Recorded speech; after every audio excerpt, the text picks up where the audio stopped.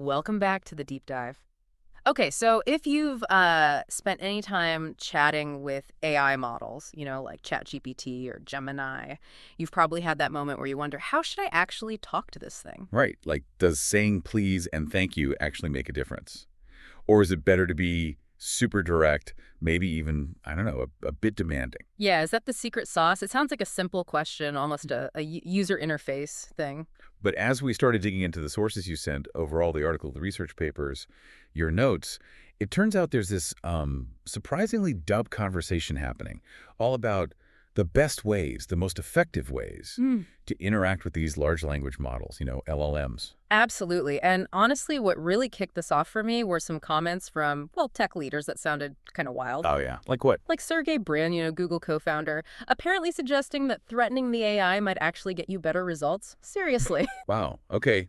That's quite a take, especially when you contrast it with Sam Altman from OpenAI. Mhm. Wasn't he joking that being polite, all the please and thank yous, wastes like tens of millions of dollars in compute power? Right, exactly. So you hear these totally opposite ideas floating around. And the real question for you, listening right now, is forget the random anecdotes for a second. What does the actual information, the source material, tell us about getting the best results from AI? Yeah, what's the real story here? That's our mission for this deep dive. Let's get into these sources.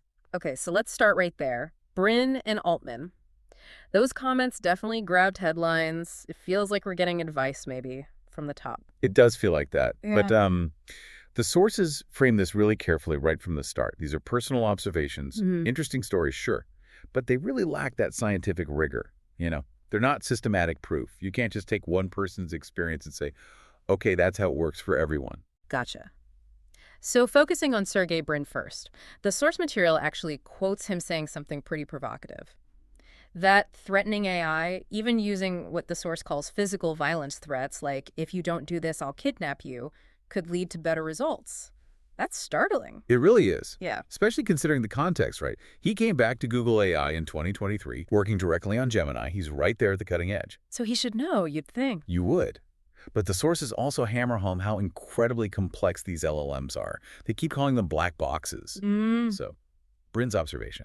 It might be a misinterpretation of why he saw what he saw. How so? Well, the source suggests that maybe this aggressive language isn't actually scaring the AI, but it might be doing something else, like maybe it bypasses certain safety layers, or perhaps it just happens to match patterns in the training data linked to very direct, maybe unfiltered kinds of responses. Ah, okay. So it's triggering a data pattern, not an emotion. The AI isn't feeling threatened. Exactly. That distinction is crucial. It's not sentient. It's not reacting with fear. It's matching patterns it learned. That makes a lot more sense. And interestingly, the source points out Brin himself admitted this isn't widely discussed because, and this is a quote, people feel weird about it. Mm-hmm. Which, raises another good point the source highlights. If threatening AI was some kind of reliable secret trick for better performance, wouldn't everyone be doing it? Wouldn't it be in all the prompt engineering guides by now? The fact that it's not suggests it's probably not stable or safe or universally useful. Good point. Okay, then you pivot to Sam Altman's comment, almost the polar opposite. Using please and thank you wastes tens of millions of dollars. Yeah, and the source is quick to say he apparently delivered that as a joke. It was humor. Right, a joke about token costs. Exactly. But it highlights a real thing, efficiency. Every word, every token costs compute power, which costs money. So shorter, more direct prompts are cheaper. Mm. Altman's joke is basically saying, cut the fluff, save some cash. Pretty much. Save tokens, save compute time. But then you got to wonder, right? Is there a trade-off? Could those extra tokens for politeness, or maybe just the clearer way you might phrase a polite request, actually lead to better quality output? Maybe output that's worth that tiny extra cost? Interesting question. So summing up this first look at the anecdotes, we've got these fascinating sound bites from industry leaders, but as Daniel Kang is quoted saying in one source, these aren't systematic studies. Right. The results from just chatting casually or trying random things are often mixed or complex, as he put it. We really need proper research to figure out what's actually going on. Which means we probably need to understand a bit more about how these LLMs actually understand us first. Exactly. Because it's definitely not about them having feelings like politeness or fear. Yeah, the sources are super clear on this. LLMs are absolutely not sentient. They're not conscious like humans are. No, not remotely. One source really emphasizes they don't have subjective feelings. fear politeness? Nope. They're incredibly complex mathematical models running on silicon chips. Even if they sometimes seem to act in ways that look human. Right. Even behaviors that might look like, say, cognitive dissonance, as one source mentions. It's just really sophisticated imitation. They're mimicking human patterns they learned from unimaginable amounts of data. It's not consciousness, it's complex mimicry. Okay, so no feelings, no consciousness. How do they work then, basically? At their core, their main job is predicting the next most likely word or token in a sequence. They do this based on all the patterns they learn from their massive training data. Source 2 uses that term stochastic parrots. Ah, yeah, I've heard that. Like they're just repeating stuff statistically. It's a bit simplistic, maybe, but it captures the essence. They're repeating and recombining data based on probabilities they learned during training. They don't understand in the human sense. And that training data is the key ingredient here. That's where all these patterns come from. Totally. Source 8 explains this really well. LLMs learn correlations. So if the training data, which is everything from academic papers to like Reddit arguments, shows that polite language often appears alongside high-quality, well-structured answers, well, the model learns that association. Politeness becomes a signal correlated with accessing those good answer parts of its knowledge base. Got it. So it's not that the AI likes politeness. It's that polite words are like a signpost pointing towards a certain type of information or response style it learned. Precisely. And the flip side holds, too, for that aggressive language Bryn mentioned. If that kind of commanding or harsh tone often appears in the data next to, say, unfiltered opinions or very blunt text from online debates, the model learns that connection, too. So it triggers that kind of response pattern. Exactly. Source 8 is really clear. It's a learned correlation from the data, not an emotional reaction. And this relates to things like emotion AI too, right? One source mentioned LLMs can identify emotions in text. Yes, they can spot patterns we associate with emotion. But that's pattern recognition, not the model feeling anything. Same with that idea of sycophancy from Source 13, where models might seem to agree with you or flatter you. That's likely also just mimicking patterns learned from data where people agreed with each other, not genuine empathy. And I think this is where we humans often get tripped up. Yeah. Source 7 talks about how we just love to anthropomorphize AI. We project feelings onto them. It's so natural. We're social creatures. We look for intention. But with LLMs, it leads us totally astray. We think, oh, it liked that I was polite, or it gave in because I was firm. But really, it was just following the statistical paths laid down by its training data. Okay, so that's a super important baseline. Effective interaction isn't about managing AI feelings. It's about giving it the right signals to trigger the desired patterns from its training. Exactly, which leads us nicely into the actual research. Moving past the anecdotes, what do the systematic studies say about prompt politeness? Okay, yeah, let's look at the science. There's a big study mentioned in our sources, Yin et al. From 2024. Should we respect LLMs? A cross-lingual study on the influence of prompt politeness on LLM performance. Source 16 really flags this one. Yeah, it's a key piece of work. Their core question was really interesting. Could LLMs basically imitate human social norms, like responding to politeness, just based on what they learned from data in different cultures? How do they test that? They set up the scale of politeness from 1 being super polite down to 8 being very rude. Then they tested prompts at different levels on various LLMs, GPT-4, 3.5, Llama 2, across different kinds of tasks. Not just one simple task, then. No, they looked at summarizations, standard language understanding tests like MMLU, and even bias detection. Plus, and this is cool, they did it in multiple languages, English, Chinese, and Japanese. Sources 16, 19, and 5 give the details on how thorough it was. Wow, okay, so what did they find? Was politeness good or bad? Well, Source 5 summarizes it nicely. It was nuanced. First off, the extremes were generally bad. Very impolite prompts, those levels 7 and 8, tended to hurt performance, accuracy, relevance, that kind of stuff went down. Okay, so being rude is usually a bad idea. Got it. But it wasn't just a simple case of more polite is always better either. Ah, okay. So where's the sweet spot then? According to Source 5, it seems to be in the middle. Moderate politeness, roughly levels 3 to 6 on their scale, often got the best results. Interesting. So not overly gushing, but not blunt or rude, just reasonably polite. Pretty much. And crucially, this wasn't the same everywhere. The optimal level varied quite a bit depending on the language, which strongly suggests it's reflecting cultural norms baked into the training data. Like they mentioned Japanese Pigo, the formal politeness levels. Models trained on Japanese data were more sensitive to that. Sources 5 and 17 touch on this cultural aspect. And the specific AI model mattered too, didn't it? Yeah, definitely. The more advanced models, like GPT-4, seemed less bothered by politeness variations compared to older or smaller ones like Llama 2. Maybe they're just more robust overall. And the task itself made a difference. It did. For summarization, the basic quality wasn't hugely affected, but the length of the summary tended to increase with politeness. Maybe polite data often comes with longer explanations. Maybe. What about language understanding? For that, GPT-4 did best with mid-level politeness, while Llama 2 actually seemed to improve with more politeness. So it really depends. And bias detection, that seems like a tricky one. Super tricky. Sources 5 and 19 found moderate politeness was generally best for reducing bias in the answers. The extremes, being super polite or super rude, could actually backfire, potentially increasing bias or making the model just refuse to answer. Source 19 even points to level 6 being good for GPT-4 on biased tasks. Okay, so if we try to synthesize all that research, politeness isn't some magic button, but moderate politeness often seems to correlate, maybe indirectly, with just writing a better, clearer prompt overall, and that helps the model access the higher quality stuff it learned. Is that the idea? That's a great way to put it. Source 8 makes that connection. Politeness might just travel alongside clarity and good structure in the data.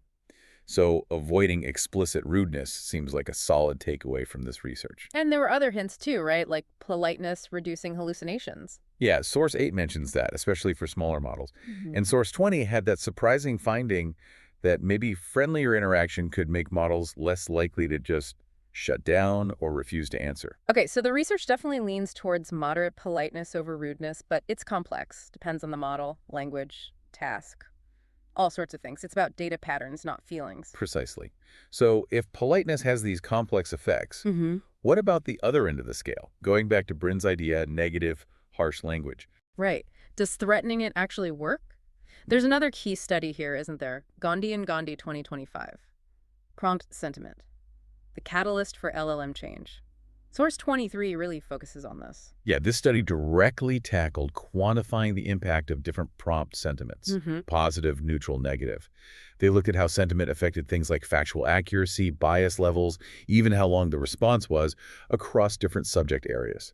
Source 23 lays out how they did it. And what did they find specifically for negative prompts? Because honestly, that seems to directly address the threats work idea. It really does. And the findings, detailed in Source 23, are pretty stark. And no, they don't support the idea that negativity helps for general use. How bad was it? They found a significant drop in factual accuracy, average decrease of 8.4% compared to just neutral prompts. Negative prompts led to more speculative, exaggerated, even alarmist content. Less reliable, basically. Wow, 8.4% average drop is huge if you need accuracy. It really is. And maybe even more worrying, a significant increase in bias. Negative prompts apparently amplified stereotypes, discriminatory remarks, emotional bias, Yeah. especially when asking about sensitive. Yikes. Okay, accuracy down, bias up. What about length? Altman joked about politeness costing tokens. Does being mean save tokens by making responses shorter? It does make them shorter, but probably not in a good way. Source 25 noted responses were significantly shorter, about 17.6% shorter compared to neutral or positive prompts. It's almost like the model just disengaged, like it gave the bare minimum, less helpful reply when faced with negativity. So shorter, less accurate, more biased. That sounds like the exact opposite of better results for most people. Absolutely. For anyone just trying to get good, reliable information, this Gandhi and Gandhi research directly contradicts the idea that being negative or threatening is a good strategy. So if Bryn did see something he thought was better, what was likely happening? Well, Source 2 brings up Stuart Battersby, an AI security expert, suggesting it might relate to jailbreaking. Basically trying to trick the model into bypassing its safety filters to get raw, unfiltered output. Which sounds risky. Source 9 points out it's unreliable. Totally unreliable and high risk. You might get something unfiltered, but it's way more likely to be inaccurate, biased, nonsensical, or even harmful, not really better in any useful sense. And other research backs this up. Yeah, Source 30 indicates that using offensive language in your prompt for normal tasks just leads to bad, unreliable output. Even the models themselves are pretty good at detecting offensive language when they see it. Okay, the message here seems really strong. Negative, threatening prompts, generally a bad idea. They hurt quality, increase bias, shorten responses. The downsides seem way bigger than any supposed benefit. Definitely. Which really brings us back to the idea that effective interaction isn't just about emotional tone anyway. It's more fundamentally about the quality and the structure of the prompt itself. Which gets us into prompt engineering. Source 1 introduces this as a key area. Right, the craft of writing good prompts. There's that big study by Bisharat and colleagues in 2023. Principled instructions are all you need. Source 21 talks about their work identifying like 26 principles for better prompting. Exactly. And interestingly, they even touched on politeness, but in a way that seems a bit confusing at first glance. Sources 19 and 22 mention this. On the one hand, one of their principles basically says, skip the politeness, be concise, get to the point. Yeah, principle 1, avoid pleasantries. But then, wait, didn't principle 26 use please in an example? For imitating a style? Exactly. It's a funny little contradiction, isn't it? Source 19 offers an interpretation. Maybe politeness in principle 1 means general social chit-chat. Hope you're having a good day, which is unnecessary fluff. But maybe a specific word like please in the principle 26 example acts more like a functional trigger or cue for the model, something it learned is associated with following instructions closely, especially for style imitation. Ah, okay. So please might be less about social grace and more about being a specific command signal learned from data. Could be.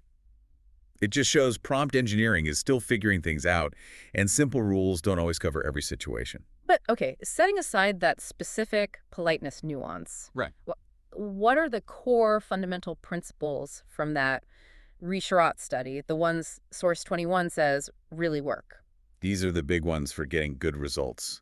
Things like clarity and conciseness, just being crystal clear, avoiding ambiguity, Makes sense. contextual relevance. You got to give the AI the background info it needs to understand your request properly. And task alignment, right. Being super explicit about what you want it to do, the format, the length, the style, the audience. Spell it out. Absolutely. And for trickier tasks, example demonstrations showing the AI one or two examples of what you want. That's called few-shot prompting, and it's really powerful. Giving the AI a role helps too, I've found. Like, act as an expert historian, or you're a marketing copywriter. Definitely. Using delimiters is another good one from Source 32, using quotes or tags like metal to structure the prompt and separate instructions from context. Helps the AI break down complex requests. And those techniques, like using leading words or telling it to think step by step.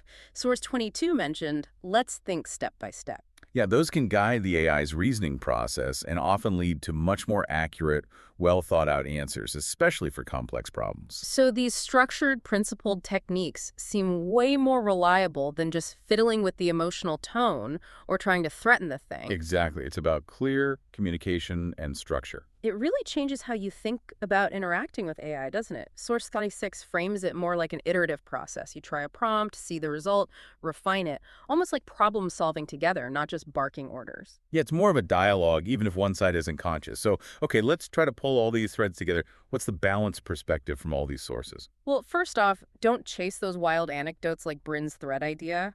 The sources, like Source 1 citing Daniel King, are clear. They lack scientific backing, and the research actually shows negative approaches are usually bad for normal users. Right. Most people want accurate, reliable answers, not some raw, possibly harmful output they wrestled out of the AI using risky jailbreaking tricks, like Sources 2 and 9 warned about. The research does seem to support using moderate politeness, though, not because the AI appreciates it, but because it seems to correlate with better prompts and signals the model towards higher quality patterns from its training. Sources 5 and 8 back this up. But we also need to remember tone is broader than just polite or rude. Sources 38 and 37 touched on something interesting, how the AI's own tone in its response, authoritative, neutral, whatever, can actually influence your judgment as the user. That's a whole other complex layer. Yeah, definitely. So looking at the comparison in the sources, Altman worried about cost, Brin talking threats versus the research from Yin et al. On politeness nuances, and Gandhi showing negative prompts are harmful. The evidence really points towards neutral, direct, clear prompts being the foundation. Yes, maybe with a dash of moderate politeness mixed in. But crucially, remember the research stressed variability. That sweet spot isn't fixed. It depends on the specific LLM, the language you're using, the task you're doing, the cultural context in the data. And these models are constantly changing too, as sources 4 and 5 remind us. What works today might need tweaking tomorrow. And we shouldn't forget the human element in all this. The sources kind of hinted at this feedback loop, like maybe you get frustrated, write a negative prompt, get a lousy result, and then blame the AI. when really the bad prompt was the problem. Or the flip side, someone trying to be polite might naturally be put more effort into being clear and specific, which just leads to a better outcome anyway. Your own approach definitely matters. It's a dynamic interaction for sure. Absolutely, even with a non-sentient partner. Right, let's make this super practical. For you listening, drawing directly from everything we've discussed from the sources, what can you actually do starting now to get better results from AI? Okay, priority number one, the absolute bedrock based on source 21. Clarity, specificity, and context. Nail that first. Give it background info. State the task clearly. Describe the output you need, format, length, style, audience. Be specific. Then, for tone, stick to neutral or moderately polite. Avoid the extremes. Sources 5 and 23 were really clear, extreme rudeness or negativity. Just don't. It hurts the output. And no need for excessive flattery either, right? Source 1 suggested that's probably redundant. Exactly. And based on everything we saw, especially sources 2, 9, and 23, never use threats or aggression for general queries. It's counterproductive, it's risky, it just doesn't work reliably. Be mindful of language and culture too, especially if you're not prompting in English. Source 5 showed that optimal politeness varies. What works in one language might not in another because of the training data. And remember, it's iterative. Experiment, try different phrasings, refine based on the results. Source 2 encourages this, but keep it constructive. Focus on improving clarity, not getting angry at the AI. Learn those prompt engineering techniques we talked about. Get comfortable with role-playing, few-shot examples, step-by-step instructions using delimiters. Sources 21 and 32 show these are the real tools for guiding the AI effectively. Absolutely. And finally, maybe most importantly, be skeptical. Don't fall for hype or unproven secret tricks. Trust the research-backed principles for reliable results. Source 1 implies this strongly. That's a great list of actionable advice. And maybe just one final thought on all this practical stuff. It's not only about getting a better answer from the machine, choosing to use a respectful, clear, constructive style, even with non-sentient AI.